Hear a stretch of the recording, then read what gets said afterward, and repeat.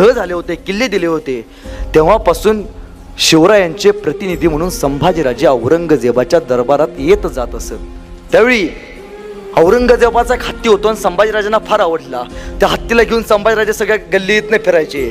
औरंगजेबाला वाटलं या पोराची चेष्टा करावी म्हणून औरंगजेबानं संभाजीराजांना बोलावलं आणि औरंगजेब प्रश्न विचारतोय. एक कान देऊन ऐका काय विचारतोय औरंगजेब. औरंगजेब म्हणतोय, शंभूराजे दह झालाय, किल्ले दिलेत, आणि औरंगजेब विचारतोय महाराजांना, शंभूराजे ये हाथी मेरा आपको बहुत पसंद है, लेकिन शंभूराजे ये हाथी इतना बड़ा है, आप इतने छोटे हो, इस हाथी को आप महाराष्ट्र में कैसे ले जाओगे. काय प्रश्न विचारलाय.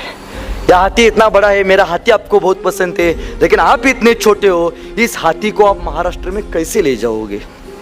एवढे एवढे शंभूराजे औरंगजेबाच्या डोळ्यात डोळे घालून सांगतात. काय सांगतात, अरे औरंगजेब ये तो जानवर है, अरे औरंगजेब ये तो जानवर है, बैठ कर जाएंगे, नहीं आया तो खींच कर ले जाएंगे, लेकिन औरंगजेब हमारे आबा साहब ने जो आपको किले दिए वो भी महाराष्ट्र में, उन्हें आप आगरा कैसे ले आओगे.